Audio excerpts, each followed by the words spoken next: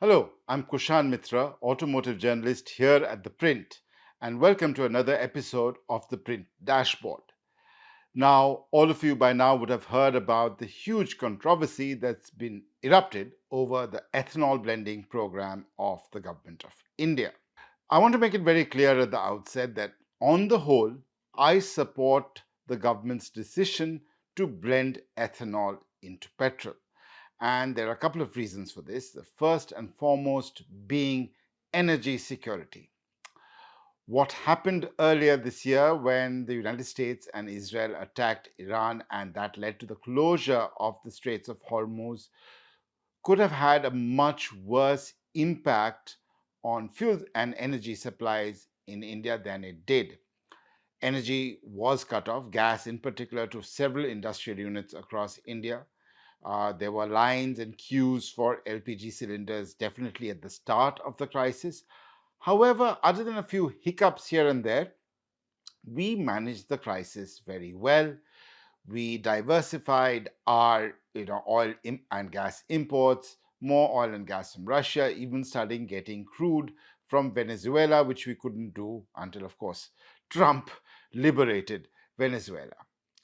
But can we survive yet another crisis like this? I don't know. We do not know how bad the next crisis is going to be, whether Donald Trump will attack Iran again or something else might erupt. We do not know that. And we cannot be beholden to a choke point like the Straits of Hormuz for our energy supplies again. Ethanol, the ethanol that's blended in the petrol program at least, much of that is ethanol produced from grain and sugarcane produced in India. One constant criticism of the ethanol blended program has been quote unquote ganne ka juice. However, 47% of the ethanol used in the fuel blending program is actually made from maize, and another quarter is made from broken rice. Uh, of course, questions have been raised about water stress, but much of the maize that is used in the program is actually grown in Bihar and Odisha, areas which have much less water stress, and food grain is not being diverted to produce ethanol in this program as yet. India has a food grain surplus. Uh, Food is often broken rice is rotting away in Food Corporation of India go down. So if you can use that broken rice, which still has the starch but may not be suitable for human or uh, you know cattle or poultry consumption, is can definitely produce ethanol. So what do we do with that surplus? You're already paying for the grain through MSP. We're paying for the sugar through MSP. And as the Petroleum Minister Hardeep Singh Puri once told me, are making our annadatas into ujadatas. But of course, the question is of car and motorcycle owners. They're saying, our fuel efficiency has gone down, our vehicles are being damaged. But I find it curious that this issue has come up right now. We haven't moved to E20 overnight.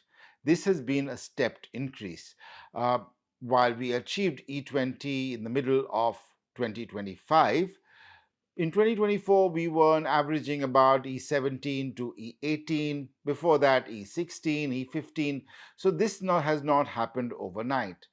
And while E20 compliant vehicles have been on sale only since 2023, certain manufacturers like Honda have ensured their cars are E20 compliant since 2009. Does fuel efficiency go down with ethanol blended petrol? Yes, it does. Ethanol is not as power packed as petrol is. Now, if you look at chemistry and stoichiometric ratios and all of that, ethanol is on the whole about 1/3 less energy dense than petrol. A 20% blend, therefore, takes away about 6 to 7% of the efficiency. And you will notice that particularly on older cars. I can give you my own example on my wife's EcoSport, which is an 8-year-old car. I've seen a definite decline in fuel efficiency. But on newer vehicles, you notice very little of it simply because the internal combustion engine is not a dead technology. It is constantly improving. I'll give you my own example again over here. Um, for about 4 months late last year and early this year, I used the new Maruti Suzuki Victoris. I had a standard petrol automatic, not the hybrid, standard petrol automatic.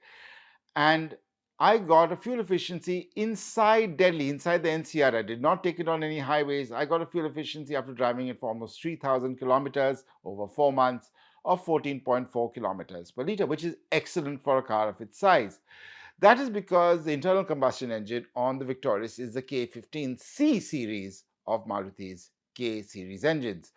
And that has evolved from the K15B and that previously the K15A. So the engines are constantly evolving and getting more efficient, and that's happening through changing valve timing, ignition timing, the cylinder head, and the swirl technology.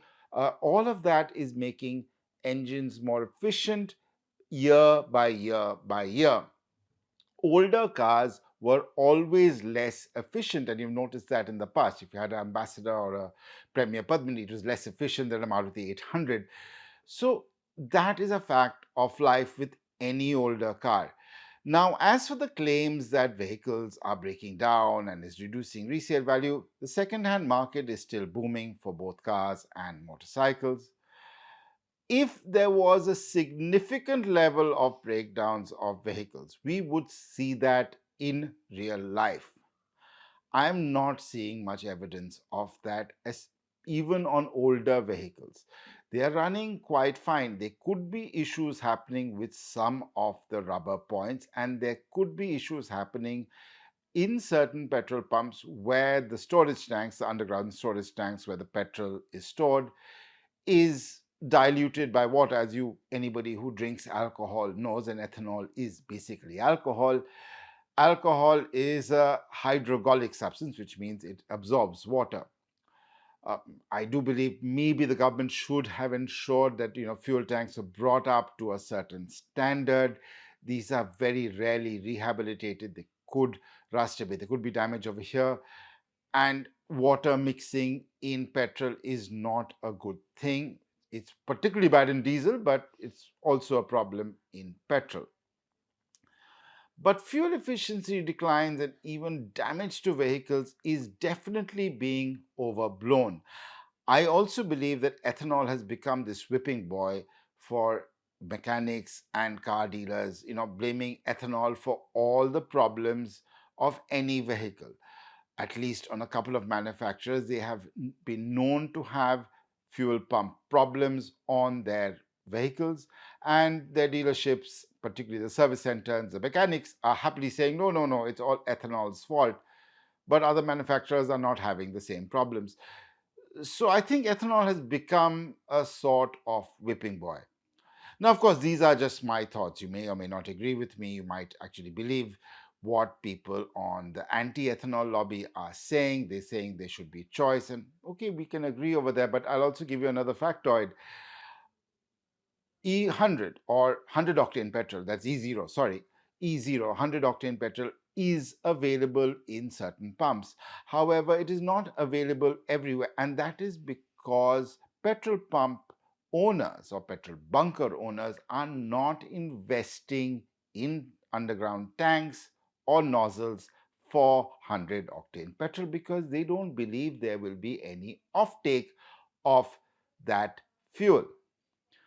You get 100 octane petrol quite readily in places like Delhi or Mumbai or Bangalore or Chennai, where there are lots of sports cars and people might still want that 100 octane petrol. But sports car racers or guys who have performance cars actually like ethanol because ethanol is a higher octane. So the E20 blended petrol is actually 95 octane and runs perfectly well on certain cars. Yes, slightly less economy.